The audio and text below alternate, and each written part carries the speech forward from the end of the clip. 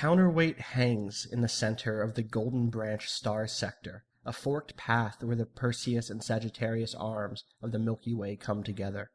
Because of its location, life on this planet of billions brims with energy, and an exchange of cultures has led to an exchange of technologies. Automated robots valet vehicles, starships launch in the distance at regular intervals, holographic pop idols perform to holographic crowds. Giant humanoid mechs aid in tasks civil, commercial, and military, and sometimes you look up to them and think, we could have made them look like anything, but we made them look like us.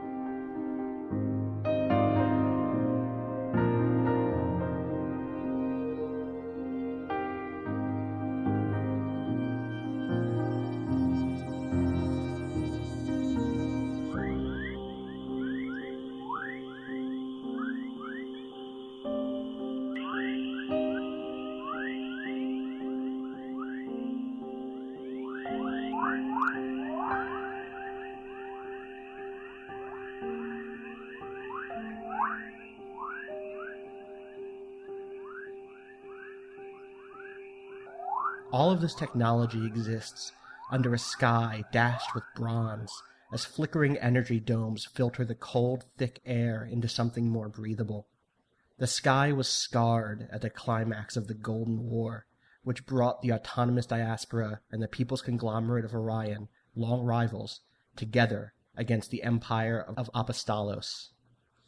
Now, society on Counterweight largely exists in these domed cities. Life is a struggle, but it is dense and vibrant, too. Personal, family, and industrial-sized maglev train pods connect city to city, flying across the war-ruined landscapes at incredibly fast speeds. But the maglevs aren't the only thing out there in the wilderness. There are others, those who bear the cold so they may live in free exile outside of the domes they hate. Things inside the domes are not free of tension either. In the 9 years since the war ended, Oricon and the diaspora have held steady in their ceasefire, but this is a world of subterfuge, politics, and espionage. Oricon was once a worker's paradise, where walking robots called riggers helped to build a diverse and prosperous civilization. But in the last few centuries, it has become an oligarchy. Massive corporations hold all of the power and resources, but still use the old language of radicalism and revolution and freedom. The diaspora is, itself, filled with talk of freedom. Like Oricon, the founders of the diaspora once lived on Earth, but left in search of a more perfect democracy. One managed by algorithms and interfaces and nanomachines and the constant tidal ritual of voting. Defending the diaspora are the divines, giant robots with strange sentience, each embodying a different virtue of humankind, and each piloted by a candidate separate from society so they may better serve.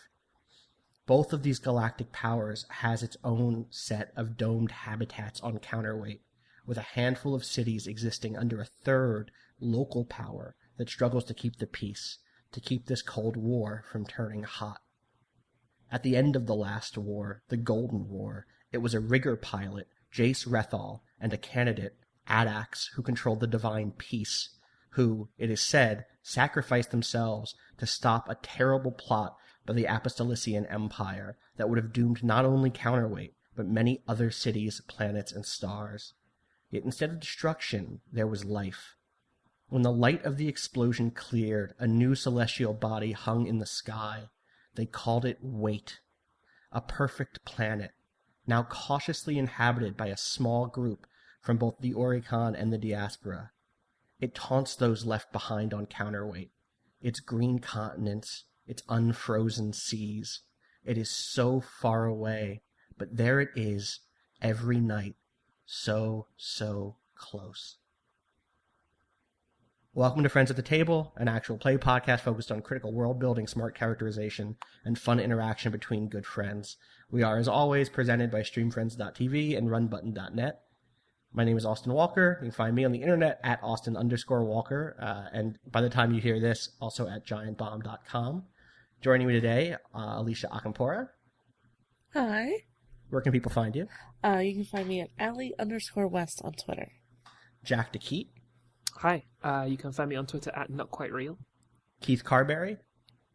Hi, you can find me on Twitter at Keith J. Carberry, and you can find the Let's Plays that I do at youtube.com/runbutton or runbutton.net. And Art Tebble. Hey, you can find me on Twitter at atebble or on comicmix.com on a regular basis.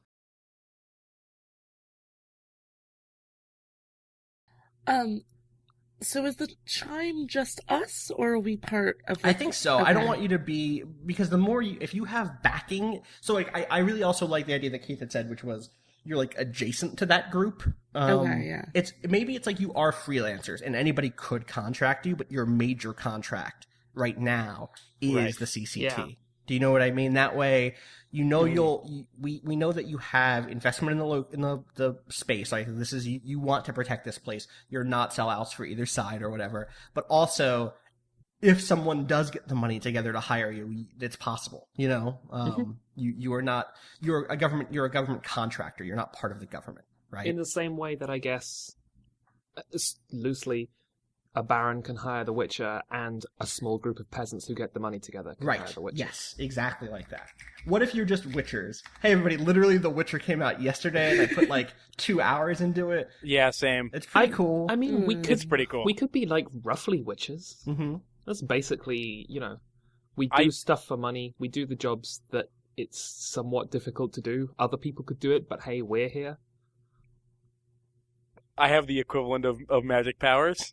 You have Everything Jack just said is everything I know about The Witcher, the game series. So if we're going to do this, I'm going to need a little more. No, we're not. Yeah, we're fine. It's going to be great. Government contractors? Yeah. That's I guess the problem with government contractor for me is it doesn't feel super noir to me, but I just need to I can just adjust my expectations really. I think that the level of government that we're operating on is what makes it noir. Right. It's such a low end. Yeah. It's like, yeah. Again, I think Alderman is what I keep coming back to because it works for me. It's like, I mean, this actually does happen in film noir, and especially in hard-boiled detective stories, right? Where the Continental operative will be paid by the local government to go in and break up something, you know, because they can't do it. That's the other thing, right? Like, there is a degree of plausible deniability because you're not actually the government. It was those guys. Yeah, exactly. Right. Like, we're talking people on the same level, or maybe a step under town council on a planet with billions of people. I think you're probably, you know, I think that you probably work at there's probably a central habitat that you work for directly. If we could come with a name for that in the next 20 minutes, that would be dope. But if not, that's okay. We'll live, you know. But I think there's one segment of one dome that is controlled by one of these groups that is not one of the local groups and not the big group. Do you know what I mean? Either of the big groups. And it's just oh yeah, you're on their central dome. So you don't really have any sort of jurisdiction outside of that, but also sometimes they send you there to do things anyway, or they want you, or something draws you there, right? They say, hey, I would love to get to the bottom of this thing, but, you know? But also it's not you're not salaried, so there have definitely been some dry times when it's you're in this weird place where, you know, in the ideal world, you wouldn't need to exist at all. Right. But also in that world, you're broke. And so when things explode and when people die, that's money for you. And that's a kind of probably a weird situation to some degree. A piece of a business burned down. Right. Exactly.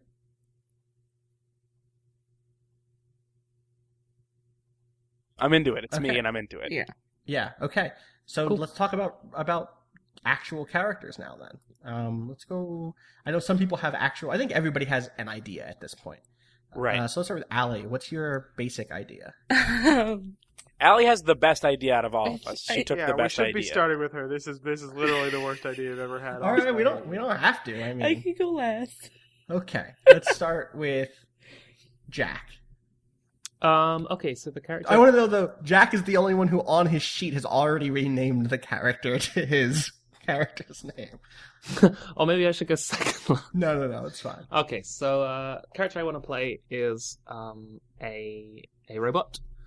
I'm going to paste what I think the robot looks like in the chat, just so we have some sense of what this goddamn thing is supposed to be. Boop.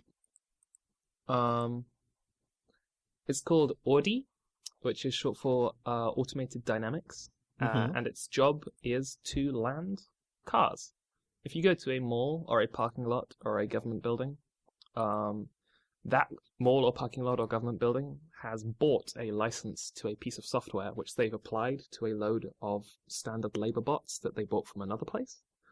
And that piece of software is called Automated Dynamics, and it parks cars for you. You draw your car up, you get a ticket, the bot climbs into your car and parks it in parking spaces that contain thousands of people.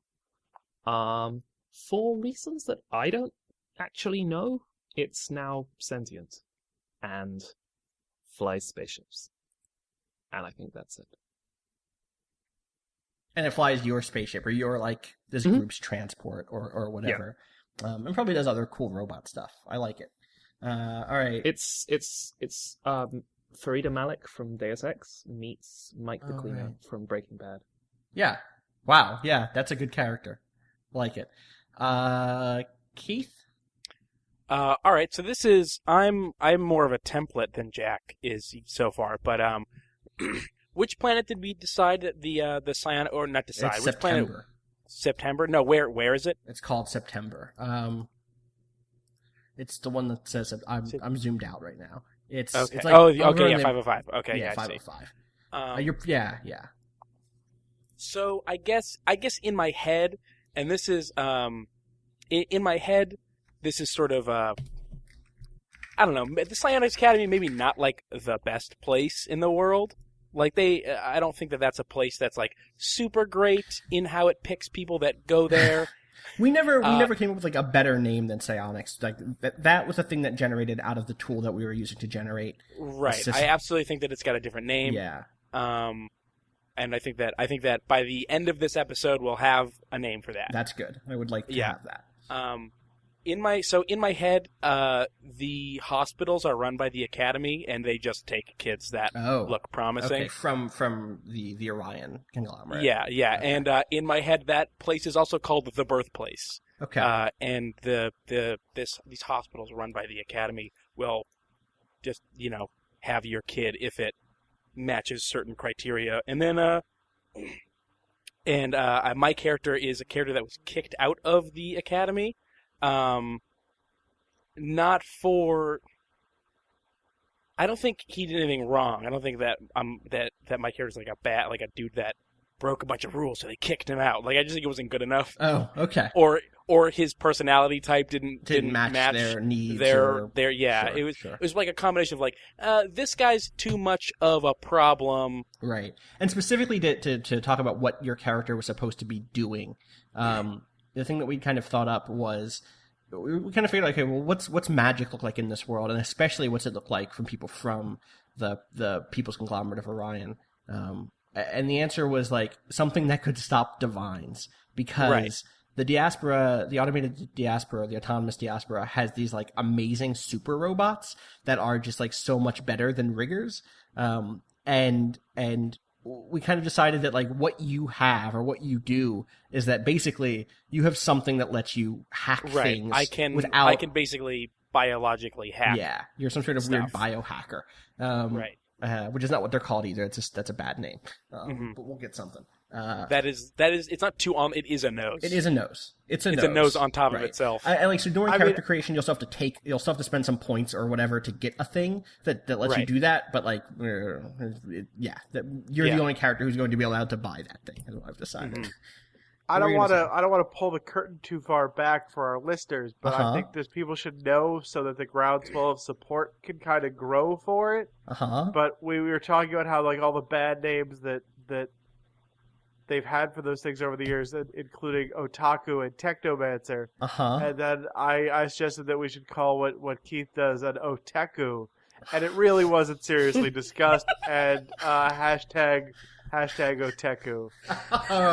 Tweeted Austin about how much you like the name otaku. I hate you.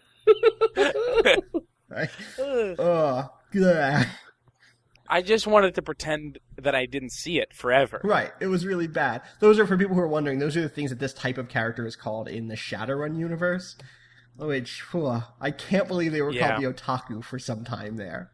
How long? Like a whole edition or two. Man.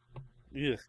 How big of a thing do we think the actual graduates of September Academy are for? I think small. I think this is like a CIA program in the mid 50s and 60s, right? Like no, but I mean, like, how big of a deal are they once they grad? Like, not in terms of public awareness of them, but in terms of how much of a force are they against whatever they're against? I don't think they've been tested super much, right? Like, this is, like, as far as anyone knows, there's not been any open conflict between these two groups since the war ended. Like, there was well, we as the kind of viewer... Okay, so I'm envisioning this game as a weird sequel to a game that never happened.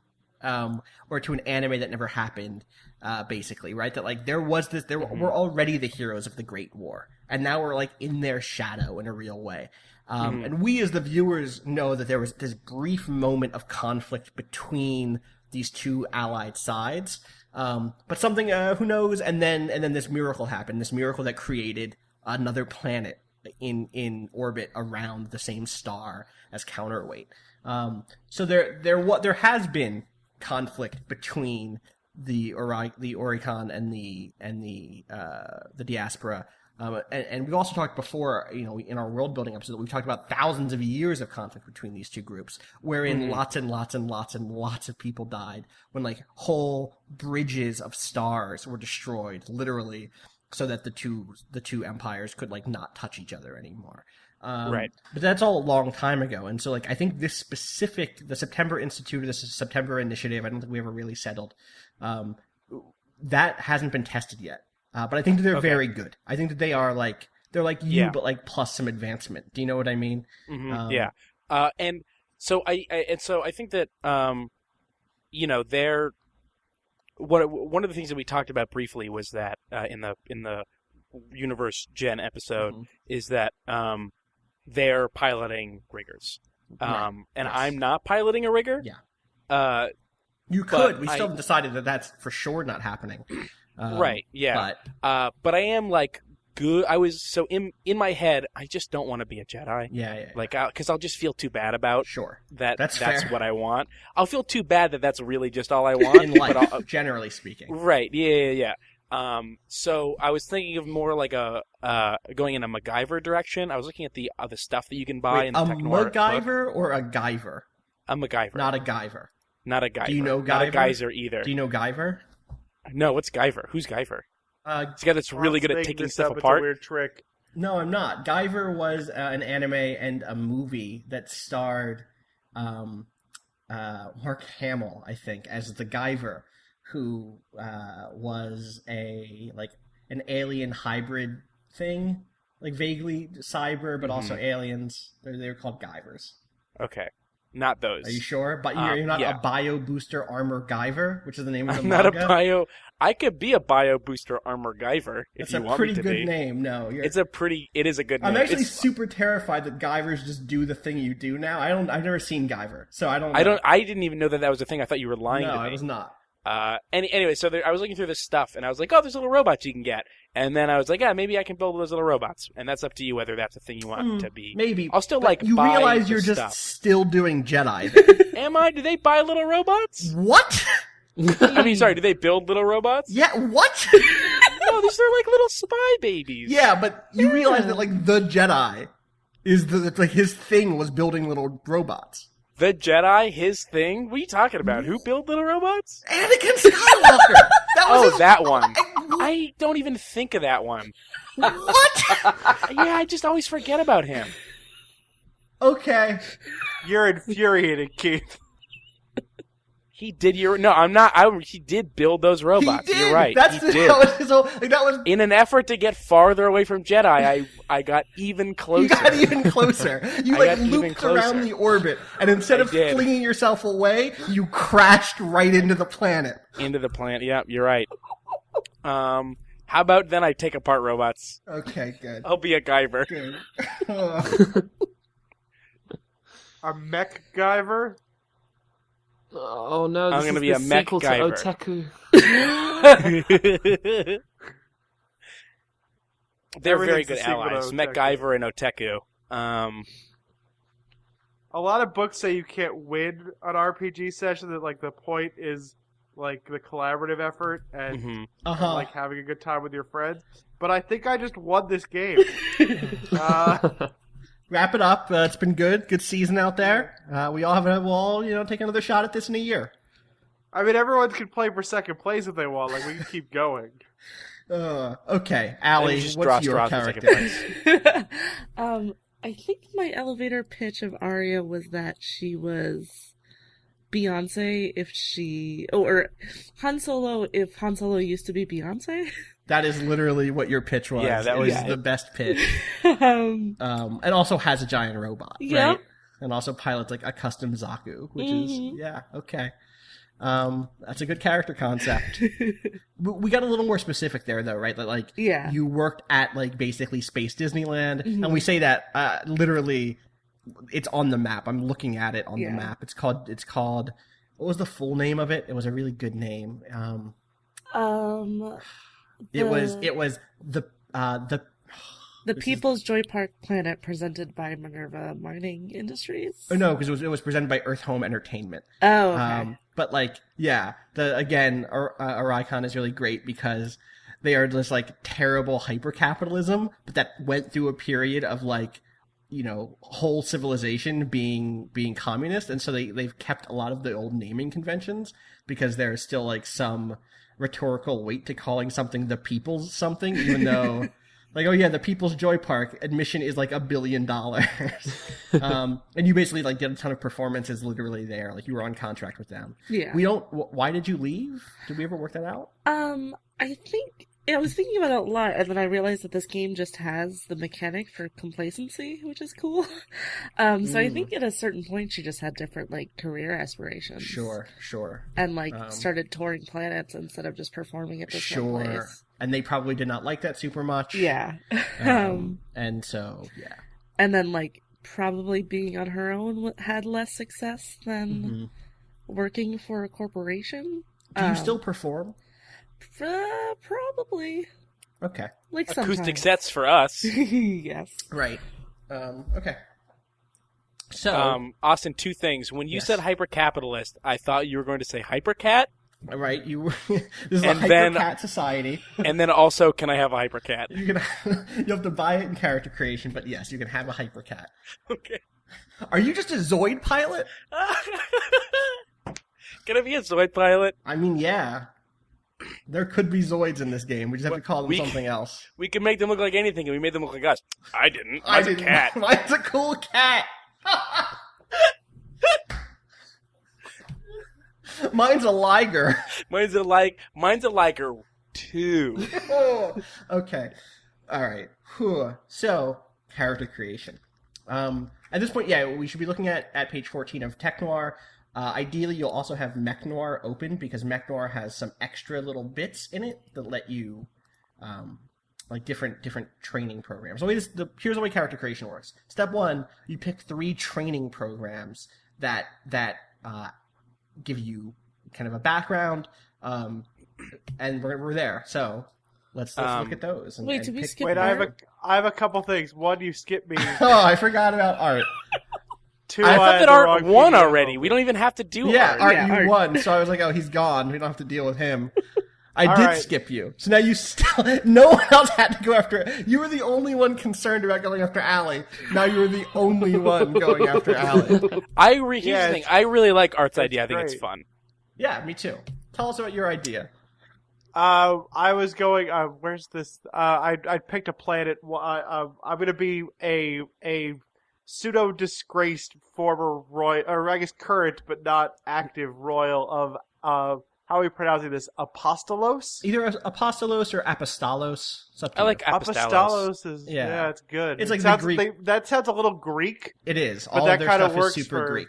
Yeah, so I didn't get into this in the kind of opening text crawl, but the Apostolos Empire, one of the things that we figured out about this world was that, like, there might be, like, super aliens on it, but there's also people who are just like, yeah, we're aliens, and they just, like, look like people, and it's really hard to tell. My favorite idea ever. It's really hard to tell if they're, or, like, they might have, like, some slight variation, like blue hair, like blue anime hair, or, like, yeah, like, I think maybe they have a thing that, like, weird neck flaps. Like, are those gills? Did they used to be fish people? Like, but, like, you can't tell. And as far as scans are concerned, they're human. They're just humans.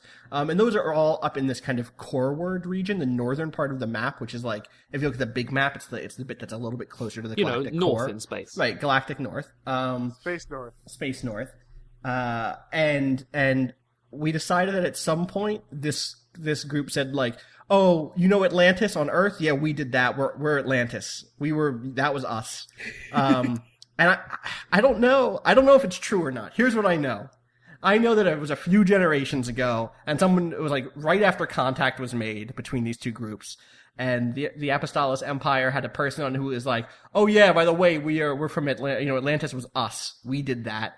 And that person got like a groundswell of support and rose into power. So whether that was like they knew some shit or if it was a big lie so that they could rise into power, I'm not sure. But that kind of restructured that society into kind of a militaristic empire. And they used to own everything from, on the map here, the kind of midpoint up. Everything from like 0005 up, I think. And were slowly pushed back over that long war. Until now, they literally just exist in that corner, in 0000.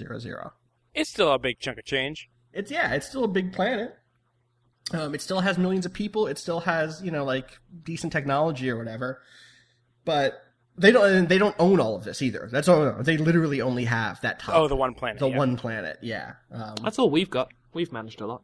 Yeah, we do okay. Oh man. Oh. When you put it like that. Jack, you get second place. That's good. You got it. Thanks.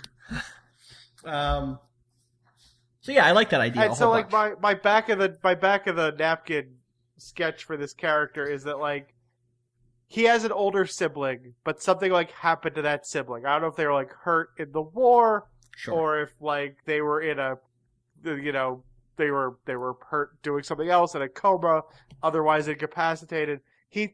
Everyone thought he was going to inherit, and then that older sibling came back.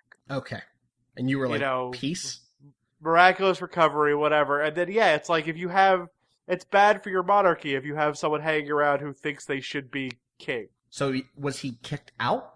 Or were they kicked out, or were they... Kicked out is really strong, right? That doesn't look good either. Like, he's officially still, second in line to the throne of Apostolos, or to some kingdom of Apostolos. They said Christmas cards or whatever. He's probably still on like. Please, Art, Fishmas cards. Fishmas cards, and like he's probably they probably didn't take down any of the propaganda stuff with his face on them, but they stopped producing it. Sure. Okay. I just when you said they Fishmas sort cards. of like. Get out! Like here's a little bit of money. Go set yourself up somewhere. Don't come back. Right. And we can figure out what he wants in play. I like that though. Yeah, I also and there was a little bit of confusion about what the group role would be for this guy. So I don't super have that. Okay. But he could have a robot. He could not have a robot. We'll figure it out. Sure, up to one robot. I heard the word Fishmas card, and now in my head, these guys, when they go to formal parties, they draw in their gills. They don't have gills, they just draw them in. Like with makeup? Yeah. Okay. Yep. Okay. They're fish. Right.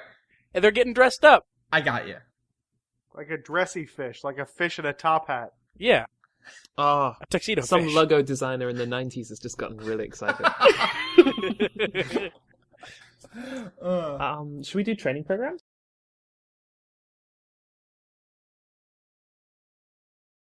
You'll see that you have 6 contacts here. Great names. Paisley Moon is a really good name. Orth Godlove, who's a real person. Shout outs to Michael Lutz, who tweeted a picture of a book he was reading, like a nonfiction book that included some politician named Orth Godlove. Jameel Quartz Noble, Scene Sixheart, Coda White Gloves, and Jim 27. Jim 27. We don't know. I don't know what they are. I don't know if I think they're a robot. They're a robot. They don't have a gender. So some people call them Jim. Some people call them Jem. Some people call them Jam. I think Some Jim people Jam. Some people call them 27. Job or Jum. No one calls them Jum. Someone called them Jum once, and that person doesn't exist anymore. Quotes, a dutiful bot that's worked in manifest services at every port on Counterweight, who just vanished a person. Right. Fully sentient, but just kind of likes their job. Like, Jim is like Jim is like basically what Audie is with Jack's character, but like likes it a whole bunch.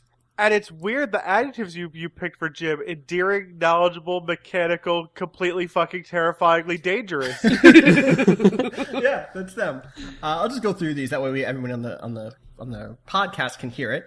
Coda White Gloves is a native to Counterweight. Coda was an Apostolician medic in the war. Unfortunately, they were left behind, and their medical license is no longer recognized. Their skill, however, is, and they are tall, practiced, and stubborn. I'm using gender-neutral pronouns here, not because all of these characters are genderqueer, but because at this point we don't know what gender these characters are. It's advised that we start with nothing and then just like, yeah, this is okay. This is a dude. This character's a dude based on like some of the relationship adjectives you pick and how you see your characters and just how they feel to you. So Coda is tall, practiced, and stubborn. They all can do special favors for you too. Which let's just go over them right now. Jim can chop, which means Jim can sell you stolen vehicles. Wait, why don't you start with the one you just read? Oh, because we did Jim already. Got it. So Jim can chop, which is buying and selling stolen vehicles. They can fence, basically anything. They can sell stolen goods or buy stolen goods from you.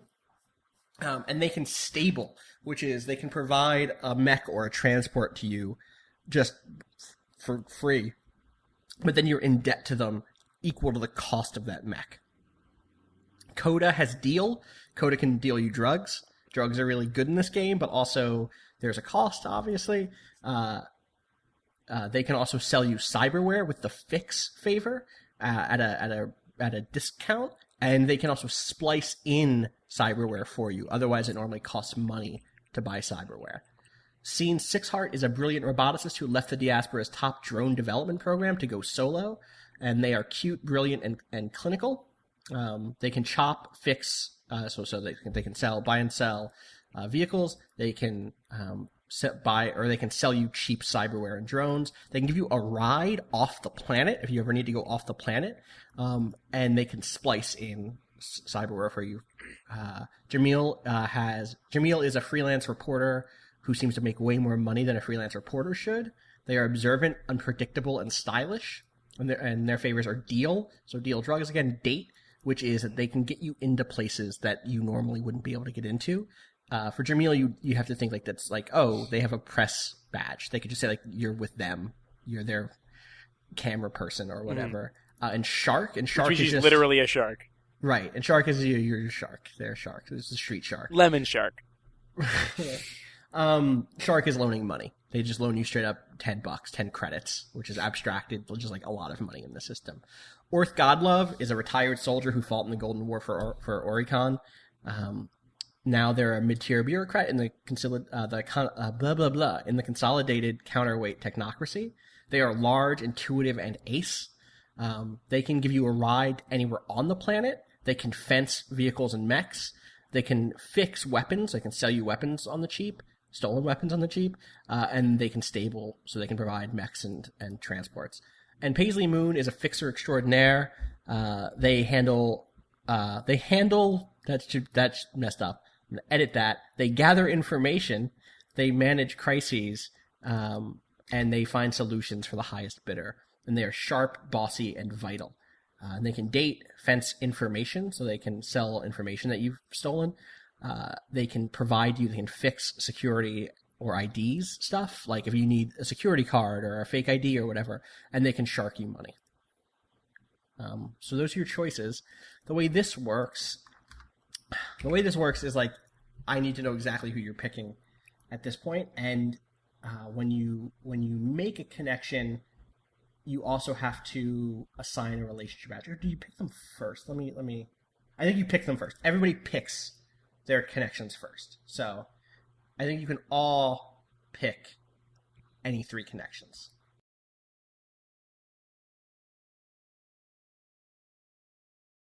Here's what happens.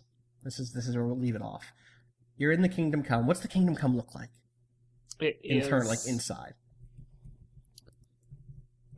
Oh man, it's I know what it looks like. Oh, take another point and give it, like, take another point of debt. Oh, thanks. And give it something like living quarters or like living area. Because you guys seem to live there, and like by default, most military transports don't come with like a kitchen, or like sleeping quarters. But like, I'll just give you just like it's a place where you live for one. Because if a missile launcher costs 1, so does a kitchen plus a bed, you know? Mm-hmm. Sure. Besides, they only need 3 beds? Right. You know what else costs 1? My pistol. Yeah, abstract wealth systems are weird in games. Yeah. But they're cool. I like them a lot. I like this. This was kind of a hassle probably, but like, in the future when it's like, oh, you have $5 you want to spend it on the thing? Like, okay, cool, let's build a cool thing that's worth 5 tags. Anyway, so what's it look like inside? So, I'm super aware that we're really lucky to have listeners who can draw really cool things. Mm-hmm. So, from a basic perspective, I don't want to do too much detail, but I'm thinking a little bit like the shuttle in Helldivers, in that it's quite chunky and grey and probably lands quite heavily. Yeah. It's bigger than that, though, obviously, because it holds robots, but... Yeah, totally. Yeah. It can take off and land vertically, and also on runways if it needs to, but I don't know really why, if you can take off and land vertically, you need runways. It's true. Maybe like you don't want to... Yeah, who knows? Maybe there's specific launching... I think it's still more dangerous, right? Like, even when they've perfected it, it's still like... Yeah, probably. Yeah. I guess perfected is too far. But... Right. I think that it's got like a ramp, an underbelly ramp that opens up and people can go in and out, almost like Serenities. Yeah. I think inside it's probably quite cramped. I'm thinking almost like a submarine, except I assume people have decorated their own quarters, probably. Yeah. And in terms of the cockpit, I think it's super sci-fi and technological and cool screens and readouts and joysticks and buttons and levers and pedals. Okay. Except no... Oh, I guess there is like a jack that you could plug yourself into, except it just doesn't work. Okay. And it's got the Kingdom Come painted on the side of it in enormous letters. I don't know why. I guess it was an advertising hoarding? Or somebody graffitied it. Yeah, did you name it the Kingdom Come? No, somebody graffitied it. Okay. I bought it. I parked it. Where did you... graffitied it? I see. Okay. So, Mako, Audie, and Arya are hanging out in like one of the kind of like lounge area, which I guess it has. And you are... I think you're on like a Skype call basically with Scene. And Scene is at the grand opening of a new place, a new dome. It's called the Blue Sky Dome. And it's the first time ever that the diaspora, the autonomous diaspora, and the people's Oricon. I want to know what the full People's Conglomerate of Orion have ever like pitched in and worked on something together. It was the first time that scientists from both sides and engineers from both sides worked together to build something. And And rumor is even some scientists who were inhabitants on Counterweight well before the people of the diaspora voted for it to be renamed Counterweight because they're weirdos. Even some native engineers have worked on this thing. And it is, instead of the kind of like shimmering gold and bronze shield that protects all the other domes, it is a simulated sky. It is a simulated sky like they used to have back on Earth, like the one that exists on Wait, the planet that is above. And it is completely climate controlled, and it's like being kind of unveiled in the next week. Scene is there because Scene has pulled some strings to kind of get like a preview. It's like a preview event, like a like, oh, we're all gonna like let the VIPs go in and check it out. And Scene has managed to pull the right strings to get in there. For all you know, Scene worked on it actually, right? Like Scene is smart enough to be the sort of person who could be involved in that, even though they're a roboticist. I've already forgotten Scene's gender. Did we ever gender Scene? I don't think believe so. Okay. Let's say Scene is just is actually genderqueer. It's just androgynous, a they. Cool. It's the future, the sort of future. It's the future we want it to be, and in the future that we want, it one of the things, despite it being a dystopia, is gender has been completely blown apart, and there are still people who identify as male and female, but also there are people who don't, and like, that's okay. It's totally okay. There are people who identify as genders that we don't have names for yet, because it's thousands of years in the future, and we have that power as creators. It's pretty nice. So, Scene is on this like Skype call with you guys, and is like, kind of showing you what the sky looks like, and is kind of bubbling a little bit. Like, for the last 10 minutes, they've been going over all of the features of the dome bit by like, oh, the clouds are simulated in this exact way that's like perfect, and there aren't birds, but they're the sound of birds, and the sound of birds and it's like it's their normal like attention to detail comes alongside this just like really endearing and attractive like excitement about this place. And putting aside everything else, the one thing that you notice is that when Scene lifts the camera up so that you can see, it's probably like a little drone is actually what it is. Scene is a drone master, and so there's like a drone flying around them, and they direct it to face upwards. You see that for the first time ever, or at least since the war, you can't see Wait through the sky.